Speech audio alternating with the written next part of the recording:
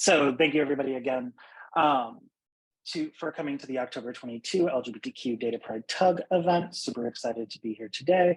Unmute and turn on. Video are unavailable at this time until Q&A and questions at the end. With that, we'll go into some housekeeping. So question and comments, please use the chat to post questions and comments or hold until Q&A time at the end. Please abide by the Tableau Community Code of Conduct. The biggest one here for us is be kind. The Tableau community is dedicated to providing a harassment-free environment in online spaces and in-person events. And that's what we especially want here as part of the LGBTQ Data Pride Tug. So, note that we will be watching chat, and when we get into Q&A, listening and working towards keeping this place safe. And then, just as a reminder, video and being able to unmute will be turned off. So real quickly, just going into the agenda, just the overall welcome. Want to introduce our new incoming TUG co-lead, Sarah Carr, who is on today. Go through just an overview for those who this may be your first time on an LGBTQ TUG meeting, with our kickoff having been a few months ago. Just the overview. Some talk about Pride, just general items, and then do some historical and highlighting of historical LGBTQ data viz highlights. And then closing QA and, community connect. Let's talk, let's network. We definitely are, as we continue forward with this and building more events and going to have more focused on the behind the scenes tech, as well as mentoring and networking and all the things. But definitely wanted to highlight with this month being LGBTQ Pride Month. So first, welcome. Again, super excited to be here today. As an introduction, my name is Durbin. My pronouns are he, him, and his. I am a Tableau social ambassador, as well as a business intelligence analyst for a financial services company. I also lead the Denver Tableau user group, and I'm a co-lead of the wonderful and fantastic Data FamCon community project, one of the many community projects that there are out there within the Tableau world. In the past, I've had diversity, equity, and inclusion advocacy focus and experience. That's part of why I really focused on bringing together this tug. I'm a former LGBTQ and ERG employee resource group lead, role model, focus on allyship and community. So you can connect with me on Twitter or LinkedIn, but this is just a brief introduction to me. But what I would love to do is to introduce our incoming co-lead, Sarah Carr. I'm super excited for her to be joining. So Sarah, if you want to just say hello and give your introduction, that would be great. Hi, friends. It's great to be with you today. My name is Sarah Carr, pronouns she, her, hers. I've been using Tableau since 2020, and I do data analysis for the state of Wisconsin. Right now, it's in a human resources role, but in the next few weeks, I'll be transitioning to a role in public safety data, and which is pretty exciting. I'm in Madison, Wisconsin. If you're new like me, you might be interested in some community projects, and even if you're not as new, like they're just really great opportunities to practice your skill set and connect with others in the community. And they've been really rewarding for me the past 2 years. It's just been a really great experience getting to know the data fam and connecting with people about Tableau. I've participated in Back to Viz Basics. Maybe some of you have too. And also in the feedback loop last year, which was my first time publishing a viz with my own data set.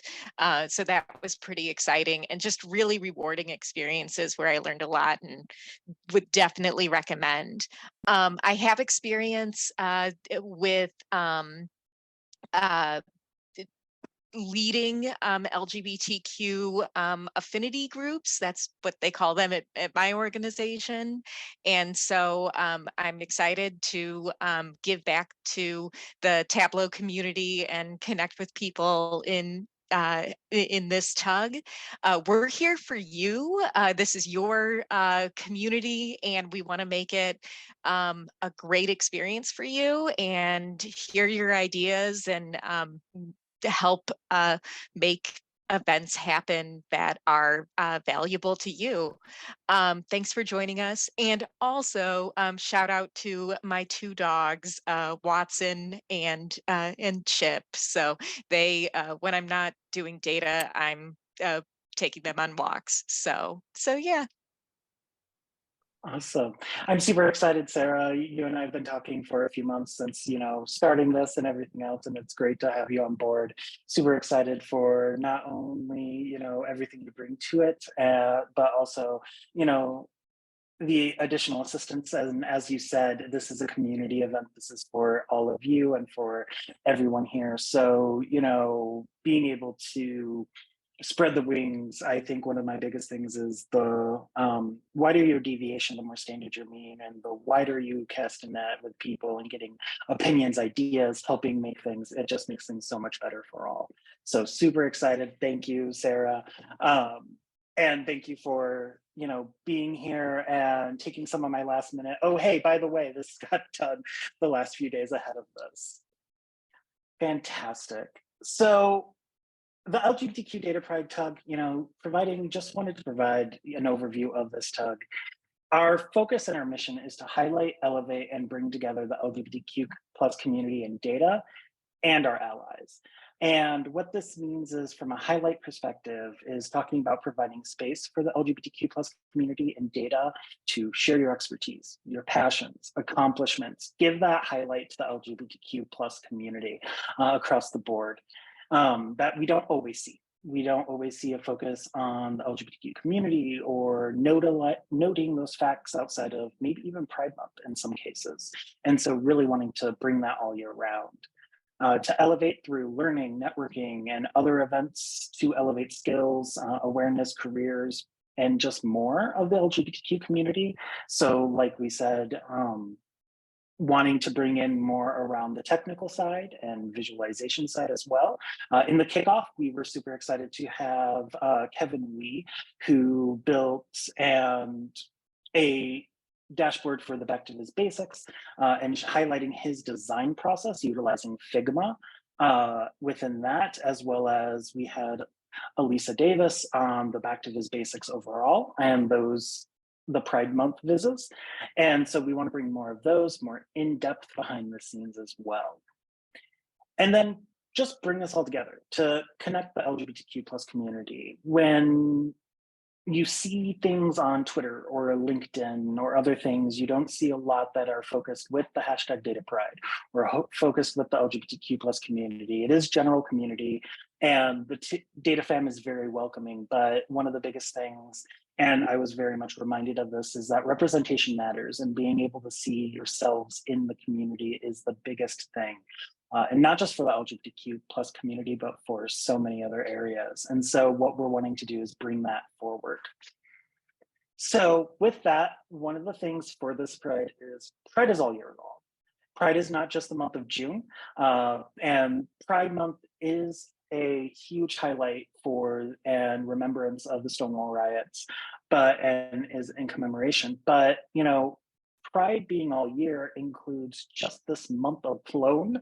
There are so many things. It is LGBTQ History Month.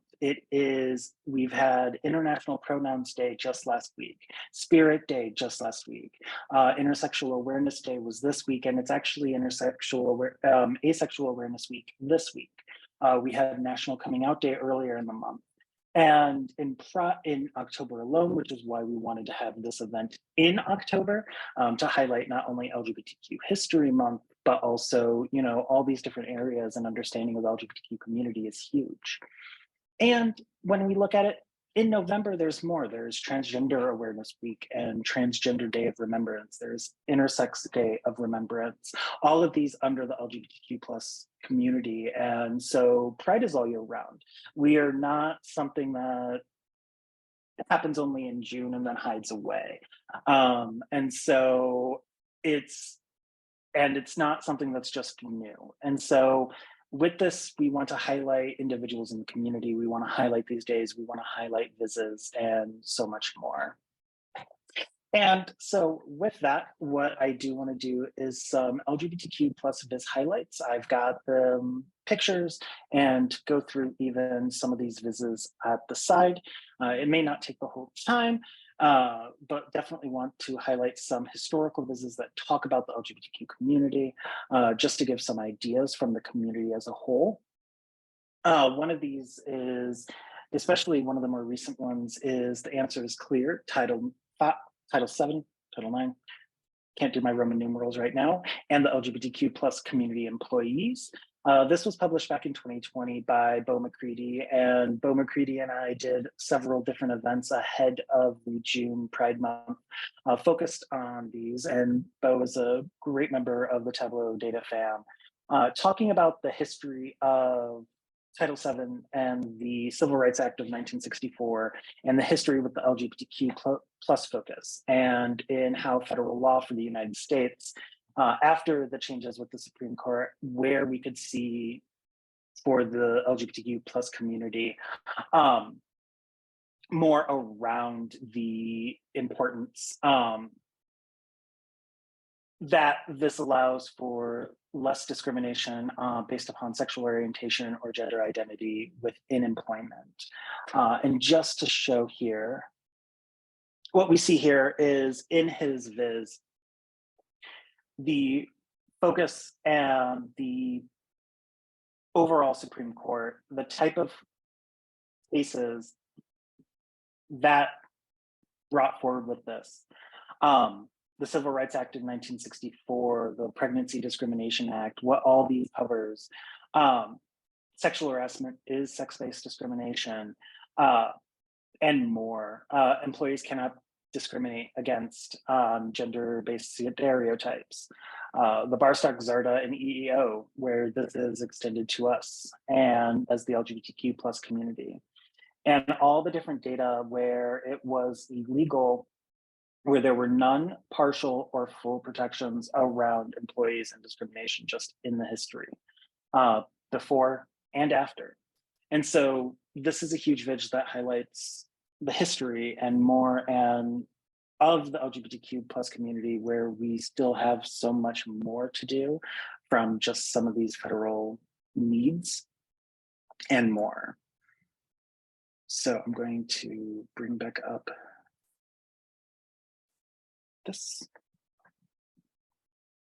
Now, the next is 16 must-watch LGBTQ movies. This was published this year by Ada Damola from Damola, and it was absolutely amazing seeing this viz. This is a history of the LGBTQ community, that it's not just something that's brand new, that there has been a focus of within the past several decades on this. This is award-winning films and lesser-known ones. And in this, it highlights different areas, different types, documentaries, feature films. Paris is Burning, which has kicked off shows like Pose on HBO, talking about the ballroom culture back in the late 80s and early 90s that has created what we now see as RuPaul's Drag Race, or Pose, as said. But I'm a cheerleader. All the Brokeback Mountain, one of the more focused ones here that we've had, you know, that really put into the spotlight LGBTQ plus romance and male romance on a larger scale. Everything, Everywhere, All at Once, one of the more recent ones, which really talks about a huge journey. Absolutely love this film. I I went and focused on this one personally because of the fact that Michelle Yeoh is in it, and I am a huge Michelle Yeoh fan personally. And then as I watched it and really saw this whole what this really represented um, as a coming out and family understanding and acceptance of individuals, ourselves, and others, and our family, it was huge. And this is going into the critiques and more. This is just 16, so, but there are more. Let me see. I don't see that one, but there are so many different ones. The focus on this one was 16 recommended, curated by time was the focus. So take the, I see Galen's focus on Boys Don't Cry. That's definitely huge. And, take that, maybe time needs to update on that. But no, just one of the other amazing vises. And I'm going to play. Representation Matters. So this was published in 2021 by Nicole Klassen. Nicole is one of the co-leads of Data FamCon as well, and has some amazing vises out there, and really showed about the representation of the LGBTQ community within across the board, not just in media, but in our communities overall. Um, and the importance of that. And so adults who identify as LGBTQ are on the rise, and so many people with this higher notation and what we're seeing as individuals being free to come out, we see more representation than we have in previous years in history. And 5.6% of adults identify as LGBTQ from Gallup. And we should all have the same cares and understanding with this. And also, as we see as younger generations are coming out and making it their own, we see so much more. It's not, they feel safer across the board. But of course, we have mental health. And so this representation and talking about 40% of LGBTQ plus respondents considered attempting suicide. 21% of transgender and non-binary respondents attempted suicide. Of respondents reported someone attempted to convince them to change their sexual orientation or gender identity. This is huge mental health because of depending on where you are in the world and how homosexuality is seen, family, society as large, and what we see in the media, depending on what the media you see and what you're shown can really impact this. And yet, with that, we do see LGBTQ representation in media is rising. GLAD is huge. The organization is a huge organization dedicated to accelerating LGBTQ acceptance, and they bring forward a huge area on media representation. The GLAAD Awards focus on those who are LGBTQ in the media. I believe one of the most recent winners or GLAAD Award winners was Amy Schneider, who is a very out Jeopardy winner, longtime Jeopardy winner, almost beating Ken Jennings' records. And it was absolutely fantastic seeing that and seeing her on Jeopardy. But in general media, we see more and more coming out. And looking at how representative is media on what we see gay men, and not just gay men, but bisexuality, lesbian, transgender, looking at where we see in the LGBTQ community and yet the television population. When it comes to the LGBTQ community, the B sometimes gets erased. And that's so hard to see that, even in the LGBTQ community, the B gets erased. And there's so much more that we can do across the board. and of course, highlighting Schitt's Creek. And then the last one that I really wanted to show is top 200 LGBTQ plus films. This was published in July of 2019 by Ellen Blackburn. This shows all these different, Boys Don't Cry is on here. So many different areas, complete list by audience score and critic score. So many different LGBTQ focused films taken from Rotten Tomatoes top 200 LGBTQ plus films. So looking at this across the board, 71 films that are drama, 6 that are action, back when this was done, and did this reload on me? It did. Weekend, Beautiful, We're the World Mine, oh, amazing film. So many different others. And just seeing all these, Boys Don't Cry, Call Me By Your Name, one of the bigger ones that have come up, Moonlight. Seeing all of these across the board and where each of these are against critic score and more.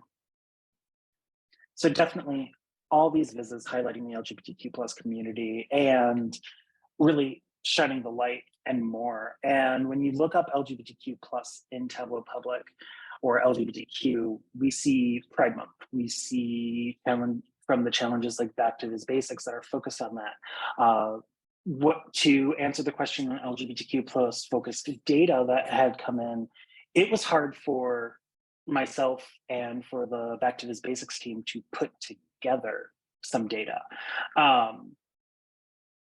And there was one that was focused, and right there, that was around the acceptance of homosexuality and across the world, which was very devastating to see in some places.